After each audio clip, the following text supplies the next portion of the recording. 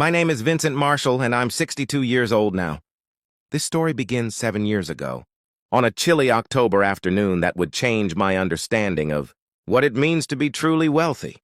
I'd spent my entire adult life working as a mechanic. 35 years of oil changes and brake repairs and engine rebuilds.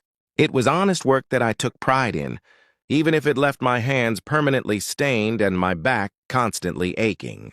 I'd never married, never had children of my own, and lived alone in a small apartment above a dry cleaner's shop. My life was simple, routine, and solitary. That particular autumn, I'd been hired to do some repair work on the heating system of an old brownstone building in the historic district downtown. The building had been converted into several upscale apartments, and the property management company had called me because their regular contractor was booked solid. I didn't usually work on residential buildings, preferring the straightforward world of automobiles. But the pay was good, and my own business had been slow. I arrived at the building around 2 in the afternoon, my weathered red toolbox in hand and my work vest with its many pockets already strapped on. The building was beautiful in that old-world way, with marble steps leading up to ornate glass doors and architectural details you don't see in modern construction. Fallen leaves, gold and orange and rust-colored, scattered across the steps and collected in the corners. I was examining the exterior heating unit when I heard a small voice behind me. "Excuse me, mister." I turned to find a little girl standing a few feet away. She couldn't have been more than 4 or 5 years old, with wispy blonde hair poking out from under a pink knit hat with a pom-pom on top. She wore a light blue dress that seemed too thin for the weather, and clutched a teddy bear to her chest. But what struck me most was how pale she looked, almost translucent, with dark circles under her eyes that no child should have. "Hello there," I said, straightening up. "Are you okay? Where are your parents?" "Mama's upstairs," she said, her voice so quiet I had to lean closer to hear.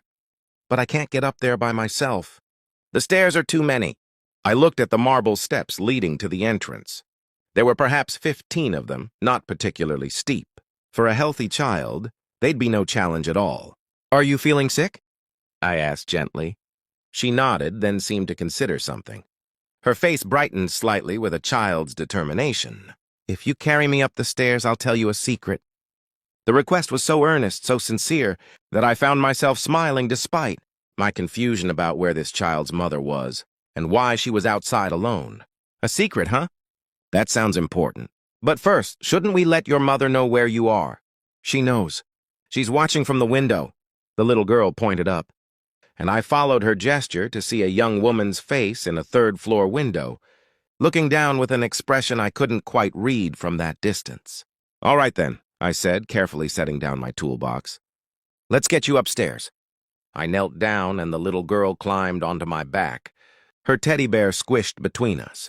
She weighed almost nothing, lighter than seemed right for a child her age. I carried her slowly up the marble steps, aware of how fragile she felt, how carefully I needed to move. "What's your name?" I asked as we climbed. "Lily," she said near my ear. "What's yours?" "I'm Vincent, but most people call me Vince." "That's a nice name, Strong." We reached the top of the steps, and I carefully set her down on the landing. She swayed slightly, and I kept a hand near her shoulder to steady her if needed. "Okay, Lily, I got you up the stairs. What's this secret you wanted to tell me?" She looked up at me with those 2 old eyes, serious and thoughtful. Then she leaned in and whispered, "The secret is that my mama cries every night. She thinks I'm asleep, but I hear her. She's scared because I'm sick and the medicine costs too much money. But I think you could help us. You have kind eyes." Before I could respond to this heartbreaking revelation, the building's entrance door burst open and a woman rushed out. She was in her late 20s, I guessed, with the same blonde hair as Lily, but pulled back in a messy ponytail. She wore scrubs, the kind nurses or medical assistants wear, and her face showed equal parts relief and worry. "Lily, I told you to wait inside with Mrs. Patterson." She scooped the little girl up, then turned to me with apologetic eyes. "I'm so sorry. Did she bother you?" "I only stepped away for a minute to—" "She didn't bother me at all," I interrupted gently. "She just needed help getting up the stairs." The woman's face crumpled slightly, and she pressed her lips together as if holding back emotion. "Thank you. I'm Charlotte Hayes. We live in 3B. You must be the repairman?" "Vince Marshall. Yes, ma'am." I'm here to work on your heating system. I work at the hospital, she explained, still holding Lily close.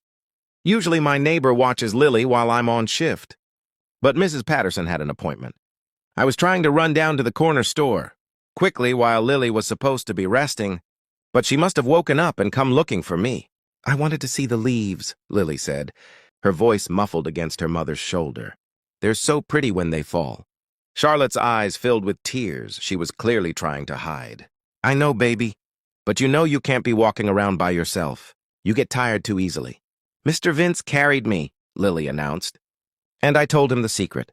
Charlotte's gaze snapped to me, fear and embarrassment warring in her expression. What secret? I made a quick decision. She told me that autumn leaves are magic if you make a wish on them. Kid stuff.